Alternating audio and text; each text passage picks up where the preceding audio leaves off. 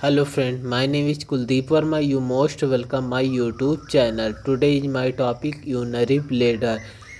तो urinary bladder एक hollow muscular organ होता है। यह निकलता कहाँ से? तो यह निकलता है interior part of pelvis cavity behind the pubis symphysis. इसमें यूरिन इकट्ठा होता है और कैपेसिटी इसकी कितनी होती है? 220 ml इसकी कैपेसिटी होती है, बट ये वैरी भी कर सकता है 120 से 320 ml तक यह वैरी कर सकता है। अब बात करते हैं एक्सटर्नल फीचर की। एक्सटर्नल फीचर में सबसे पहले हो जाएगा एक एफिक्स होता है। एफिक्स कहाँ से लाई करता है? तो यह below behind the upper of pubis symphysis से इट इज डायरेक्टली डाउनवर्ड जाता है, फिर अपवर्ड जाता है and connected to umbilical by medial umbilical ligament. और इसमें दूसरा बेस होता है, या it is directed backward and downward होता है। नेक की बात करते हैं तो neck it is lowest and most fixed part होता है। यह लाई कहाँ से करता है? It lie 3 to 4 centimeter behind the lower border of pubis symphysis and pierced by internal urethral orifice। अब सरफेस की बात करते हैं तो इसमें दो सरफेसेस होती हैं। एक तो सुपीरियर सरफेस होती है और दूसरी होती इंट्रोलेटरल सरफेस होती है। अब बात करते हैं बॉर्डर की, तो इसमें 3 बॉर्डर होते हैं। एक तो इंटीरियर बॉर्डर होता है, एक दूसरा लेटरल बॉर्डर होता है, तीसरा पोस्टीरियर बॉर्डर होता है। अब हम इसे डायग्राम द्वारा बताते हैं। तो ये एक एफिक्स हो गया, ये बेस हो गया, ये नेक हो गया। अब सरफेस में ये सुपीरियर सरफेस हो गया, ये पोस्टीरियर बॉर्डर हो गया, ये यूरेथ्रल हो गया और ये प्रोस्टेट हो गया। अब बात करते हैं रिलेशन में एफिक्स हो जाएगा connected to umbilical by median umbilical ligament. अब बेस में बात करते हैं तो इसमें एक फीमेल हो जाएगा, एक मेल हो जाएगा। फीमेल में cervix of urethra and vagina में होता है। Service of urethra and vagina में होता है। मेल में बात करते हैं तो मेल में हो जाएगा retrovesical pouch connecting coils of intestine. और नेक की बात करते हैं तो नेक में हो जाएगा, इन फीमेल में हो जाएगा पेल्विस फेसिया हो जाएगी और मेल में हो जाएगा बेस ऑफ प्रोस्टेट। और इसमें सुपीरियर सरफेस की बात करते हैं तो इसमें मेल में हो जाएगा covered by peritoneum except small area near the posterior vessel cover the peritoneum except small area near the posterior vesicolatine pouch। और दूसरा हो जाएगा सिग्मोइड कोलोन हो जाएगा, तीसरा हो जाएगा कॉइल ऑफ इलियम हो जाएगा। अब मेल में बात करते हैं तो कम्प्लीटली कवर बाय पेरिटोनियम और दूसरा हो जाएगा सिग्मोइड कोलोन हो जाएगा, तीसरा हो जाएगा कॉइल ऑफ इलियम हो जाएगा।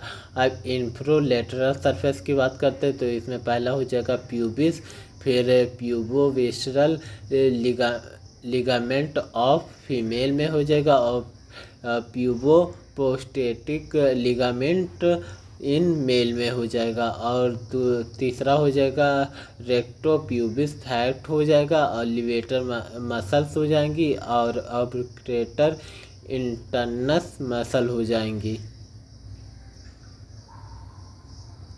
अब इसे हम डायग्राम द्वारा बताते हैं। तो ये upper part of the covered with peritoneum हो जाएगा, ये पेरिटोनियम की लाइन हो जाएगी और ये यूरेटर हो जाएगा और ये वास डिफेंशिया हो जाएगा, ये एम्पला ऑफ वास डिफेंशिया हो जाएगा, ये सेमिनल वेसल्स हो जाएंगी, ये इजैकुलेटरी डक्ट हो जाएगा, ये प्रोस्टेट हो जाएगा, ये यूरेथ्रा हो जाएगा। अब बात करते हैं लिगामेंट ऑफ द ब्लेडर। तो इसमें एक ट्रू लिगामेंट हो जाएगा, एक फॉल्स लिगामेंट हो जाएगा। ट्रू लिगामेंट में देखते हैं क्या क्या होता है। तो ट्रू लिगामेंट पहला हो जाएगा मीडियन अम्ब्राइकल लिगामेंट, दूसरा हो जाएगा मीडियल प्यूब्रो प्रोस्टेटिक लिगामेंट, ये इनका नंबर 4 होता है। दीज आर फाइब्रोमस्कुलर बैंड होते हैं standing from the bladder neck to pubis symphysis से जोड़ते हैं। लेटरल ऑफ ट्रू लिगामेंट की बात करते हैं तो इनका नंबर होता है 2 होता है। दीज आर फाइब्रस बैंड होते हैं standing from the inferolateral surface of the bladder to the tendinous arch of pelvis fascia से बनाते हैं। अब लेटरल प्यूबोप्रोस्टेटिक लिगामेंट की बात करते हैं तो it is directed medially and backward, it stands from the interior end of tendinous arch of the pelvis fascia to the upper part of the prosthetic sheath। अब बात करते हैं पोस्टीरियर लिगामेंट के, इनका भी नंबर 2 होता है। दीज आर फाइब्रोमस्कुलर बैंड होते हैं स्टैंडिंग कहाँ से करते हैं तो from base of the bladder to pelvis wall तक। अब बात करते हैं फाल्स लिगामेंट की, तो दीज आर पेरिटोनियल फोल्ड होते हैं which are not from the support of the bladder, इन पर कोई किसी का सपोर्ट नहीं होता इसलिए इन्हें फॉल्स लिगामेंट कहते हैं। फॉल्स लिगामेंट में देखते हैं कौन कौन से होते हैं तो पहला हो जाएगा मीडियन अम्ब्राइकल फोल्ड हो जाएगा, दूसरा हो जाएगा मीडियल अम्ब्राइकल फोल्ड हो जाएगा, तीसरा हो जाएगा लेटरल फॉल्स लिगामेंट हो जाएंगे और चौथा हो जाएगा पोस्टीरियर फॉल्स लिगामेंट हो जाएंगी।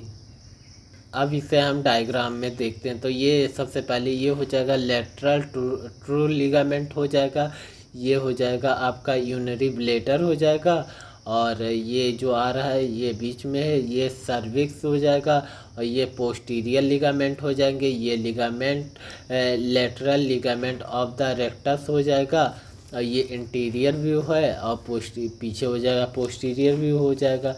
मिडिल रेक्टस वेसल्स हो जाएंगी ये और ये हो जाएगा वीनस फ्लेक्सिस हो जाएगा, ये प्यूबोवेस्कुलर लिगामेंट हो जाएंगे। अब बात करते हैं आर्टरियल सप्लाई की, तो आर्टरियल सप्लाई 2 प्रकार की होती है, एक तो मेजर ब्लड सप्लाई हो जाती है, दूसरी में माइनर ब्लड सप्लाई हो जाती है। तो मेजर ब्लड सप्लाई में देखते हैं तो सुपीरियर वेस्कल आर्टरी हो जाएगी, दूसरी हो जाएगी इंफीरियर वेस्कल आर्टरी हो जाएगी।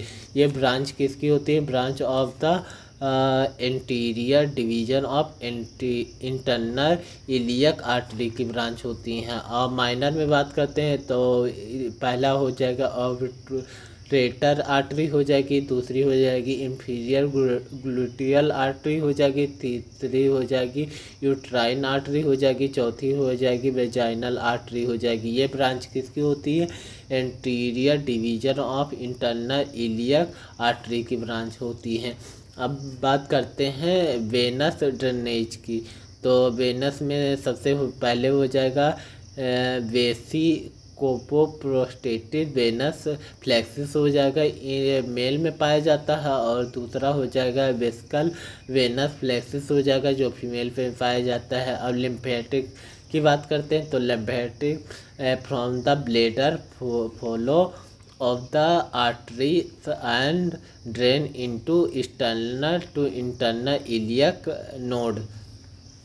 हम नर्व की बात करते हैं तो नर्व में सबसे पहले पाई जाएगी सिम्पैथिक सप्लाई होती है इसमें, दूसरी इसमें पैरासिम्पैथिक सप्लाई भी होती है, तीसरा इसमें सोमैटिक सप्लाई भी होती है और चौथा इसमें सेंसरी सप्लाई भी देती है। अब बात करते हैं अप्लाइड एनाटॉमी की, तो अप्लाइड एनाटॉमी में सबसे पहले हो जाएगा डिस्टेंडेड ब्लेडर हो जाएगा। इसमें क्या होता है, इट में भी रैप्चर या by injury of the lower abdominal wall, इसमें मतलब इंजरी हो जाती है इसमें। अब दूसरी बात करते हैं रिफ्लेक्स ब्लेडर की, तो इसमें क्या होता है, in this condition voluntary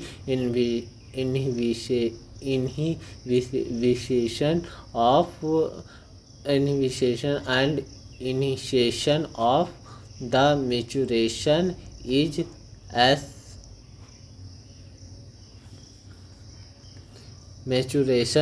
lost हो जाता है। As a result bladder empty reflections every 1 to 4 hour में होता है। और तीसरी बात करते हैं, तीसरी हो जाएगी एटोनिक ब्लैडर हो जाएगा। In this condition the wall of urinary bladder become thin and hypotonic following interrupture of the sensory fiber of the reflex arch of maturation. It result in overflow incontinence होता रहता है। Thank you watching this video. Please subscribe my YouTube channel. Thank you so much.